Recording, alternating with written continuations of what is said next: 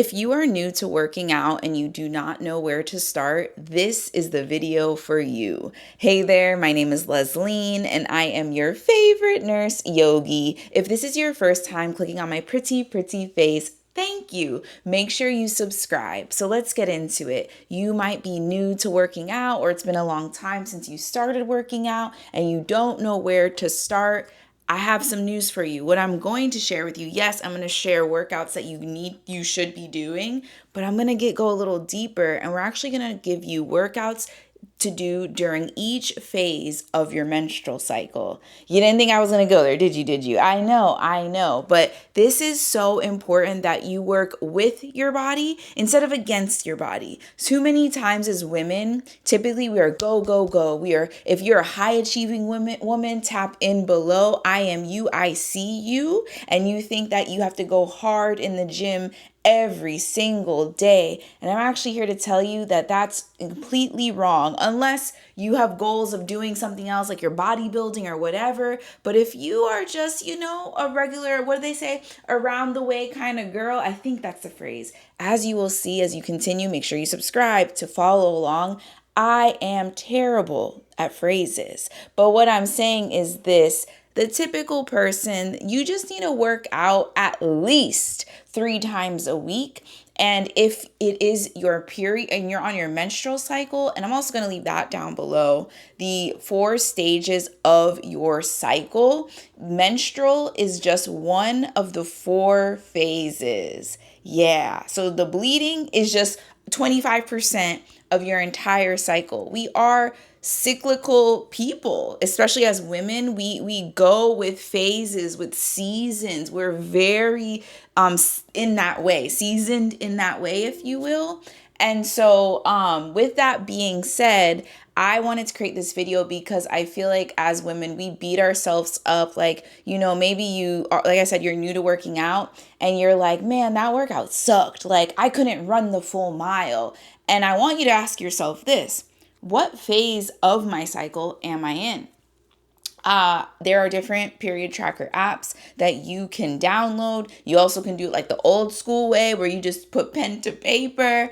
To each his own, but it is important. Whichever way you choose to track your period, you need to track your period. Not solely for, I'm trying to get pregnant, but for your overall health. Because what you'll realize once you start tracking your period and you notice like, man, like the workout sucked. I couldn't even run the first quarter of a mile. I felt so winded.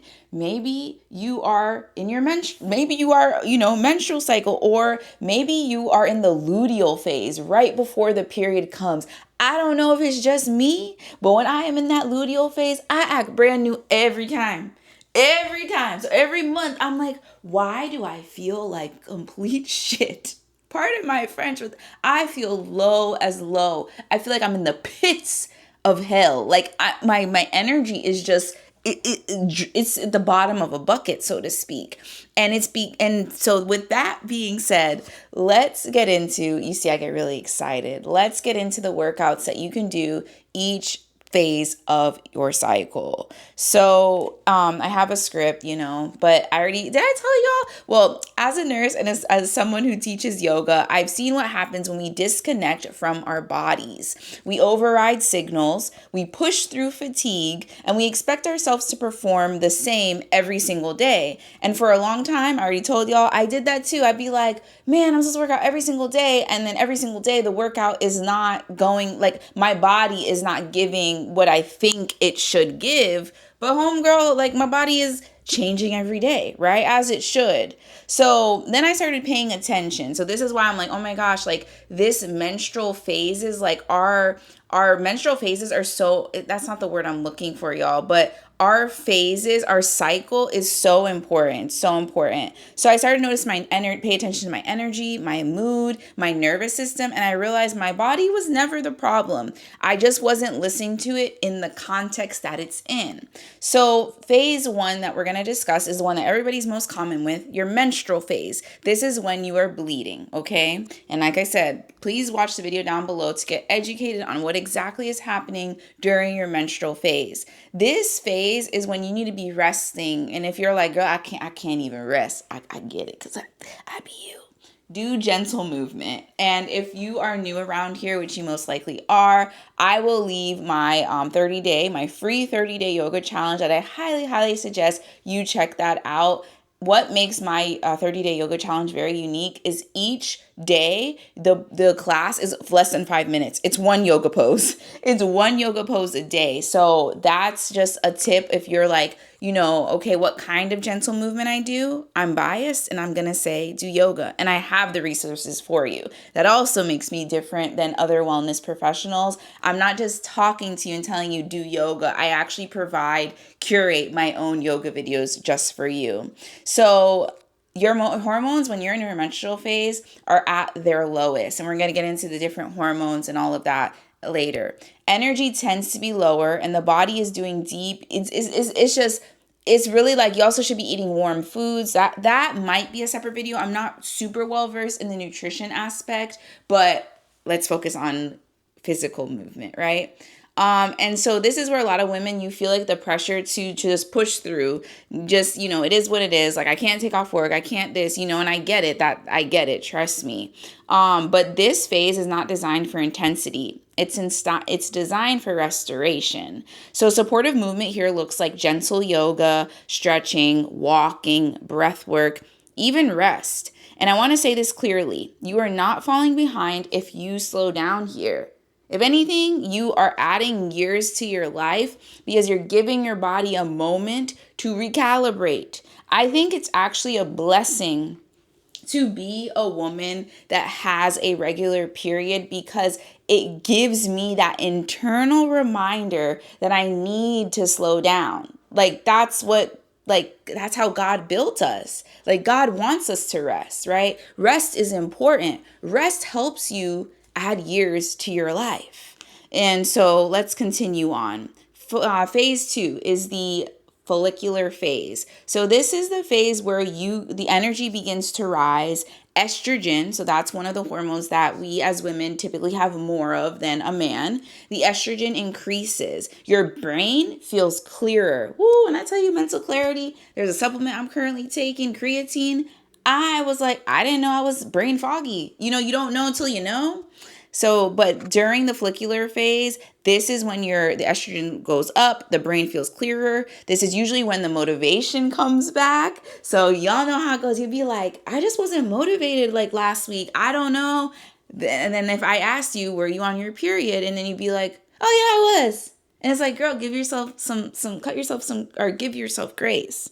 So this is a great time to try those new workouts. Maybe you go try that new Pilates class. I'm going to try my first Pilates class real soon. Yes, I have been influenced and I just want to see what the girls are talking about. I've done stuff at home, but I want to do the reformer. So I'll keep you guys posted with that. So I would do that during my follicular phase. I would not do a Pilates reformer class in my menstrual phase or in luteal phase. I do not do that. Okay. Do not. This is not medical advice. I'm just giving you education. Highly suggest though, you do not do that. Add light strength training here. Increase intensity gradually. Explore different classes or routines. Your body is way more adaptable in the follicular phase. It's more open. So just because though your energy is increasing, this is for my high achieving women, me, doesn't mean you need to go from 0 to 100, okay? You're building. You're not proving anything, okay? You have more capacity here, which is great, more resilience. So this is where you can gently expand your window of tolerance without overwhelming your body. So yes, let's get into the third. So we have 2 more. The third one is the ovulatory phase, okay? So the ovulatory phase is around mid-cycle. So like I told you, the menstrual cycle is just 25% of your cycle of urine. What's the full word that I'm looking for? See, even I am learning, but okay.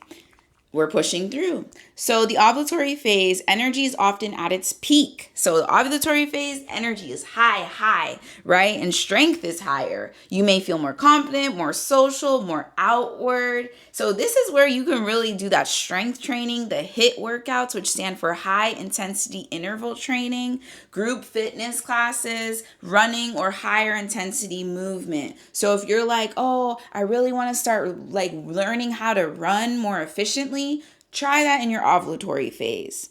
And it will probably feel better during this phase because your body can handle more output here, and it'll give you what you want it to give. Trust me, I know, because I am you.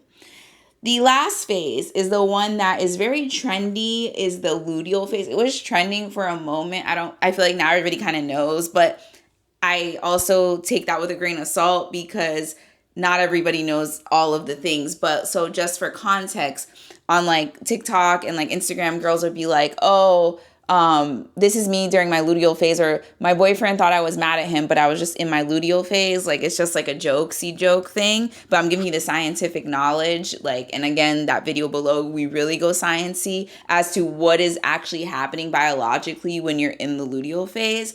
So I just think it's so funny now how like the internet, we make light of everything. And as millennials, we can't take anything serious because we've been through a lot. So we try to find laughter in anything. So the luteal phase is the slow down and the supportive phase. After ovulation, your body shifts again. Progesterone rises. Energy may become more inconsistent. This is also where the moodiness might come into play. You might feel more inward, like you don't want to talk to nobody. I'm saying this from personal experience. Or you just feel more easily overstimulated, like you're somebody chewing next to you bothers the living daylight out of you, and you're just like, they're just like, what, I'm chewing, like even them breathing. Okay. Anyways, am I getting a little too personal? So supportive movements here would be lower intensity strength training, Pilates, walking, slower paced workouts, yoga, you can still move, but here it's like with more intention, more awareness. For me personally, I would say just take a walk outside during your luteal phase. Even in your menstrual phase, it's really those two middle phases, which I'll repeat, the ovulatory and the follicular, where you really want to like go ham. Because if you're anything like me, we like to go ham. So let me just make sure I said everything. Yeah, so luteal phase, just be gentle with yourself, right? And so that's why, and that's pretty much like the different workouts you can do during each phase of your cycle. But because it is your menstrual cycle, but it's only 25% of that is only time where you're actually menstruating. Menstruating means bleeding. So it's like, the word is slipping me, but your cycle, right? So keep in mind, and I discussed this in my 12-week health program, but keep in mind that that's why it's so important that you have some kind of planner. You plan your week, because whenever you choose to plan your week, typically people plan their week on Sunday because, typically you're off and it's the start of the week and right, all that stuff. So when you're sitting down, and if you need help with that, we do that in my 12-week health program. We sit down and I ask you, I say, I ask you some questions, all this assessment, if you will. But one of the things I will ask you is like, what phase of your cycle are you in? Because based on that, and that's where the personalization comes in. Based on the answer you give me, where you're like, well, first you might be like, wait, I don't know. I had my period last week. So if you're like, if I know that you had your period last week, and this is just free game here, if you had your period just last week, you're now entering into, what's the phase? I even be forgetting sometimes. So if you just had your menstruation cycle, then you're going into your follicular phase, okay? So just keep that in mind. So the follicular phase is when everything starts to build up again because we just shed everything, right? So, but then if you come to me, you're like, I am just so tired. And you're like, and I'll be like, when did you have your period? You're like, oh, that was last month, right? Then, so you see what I'm saying? And so that's why it's really important to either use an app or like write it down by hand, whatever, to each his own. So then so then based on where you are at in your cycle, then I can be like, okay, this week you're going to do gentle movement 3 times a week, right? And then I'll give you the workouts to do, blase, blase. So you see how that's how workouts need to be done, if you will. And, being a woman, like, what was it? Like, women's health is still so newly studied. So it's like a lot of the ways that maybe your mom, grandma, like did things when it comes to their health and things like that is very man focused. And what do I mean by that is I mean that like the strength training, like if you ask your grandma, your mom, because I've discussed this with my fellow family members, they'd be like, oh, lifting up weights, that's going to make me bulky. And it's like, it's actually not, because as you age, you do shrink, if you will, right? If you don't do anything about it. Is that caveat? I'd be struggling, but that's the like caveat to it. So yes, as you age, you do shrink, and then, your kids are like really taller than you, but you're like, I was up there one day. What happened? Like, because you're not doing strength training. You're not actively engaging your core. You're not actively engaging your posture, simply rolling your shoulders up, back, and down, these things. But then also with your shoulders, like, are you doing any type of, bench press or anything where you're lifting 2-pound weights and going like this? And we talk about how to begin strength training in another video, but doing simple things like with weights, just going up and down with the weights. I forget what that exercise is called because I am a yoga teacher, not a personal trainer, but doing this alone, what you're doing is you're strengthening your shoulder muscle, right? And like I talk about in the how to start lifting weights video, is your muscles are supported by your bones your muscles are supported by your bones, right? If you have weak muscle, think of your muscles as Play-Doh, right? The Play-Doh is nice and Play-Doh is not a good, just go with me. Muscle is nice and firm. It's a good firm, like a chicken breast, if you will. So think about your muscle like a chicken breast. It's nice and firm, right? And in order to stay over there, please. What do you need to tell me? Stay right there. My tooth is wiggling. Oh my. They're wiggling. Yeah, this one's like in a centimeter. Oh my gosh. I'm so excited. Her tooth is wiggling, so she had to tell me. Thank you for sharing. I'm almost done. So, with that being said, the muscle is supported by the bone. And if your muscle, as we get older, the muscle will, if you don't use it, you lose it. So your muscle will start to shrink, right? When that muscle starts to shrink, the bone will start to lose, and that's something else too, your bone starts to lose density. Your bone is literally that. It is a bone, right? And within the bone, though, there is marrow. And there's all these marrows and all that type of stuff. That's where your stem cells, like cells, come out of there. As you get older, that will start to decrease. When that starts to this is what I'm saying, if you don't do nothing, like you don't take no supplement, you don't eat well, you don't exercise, you just raw dogging life. I'm talking real straight here.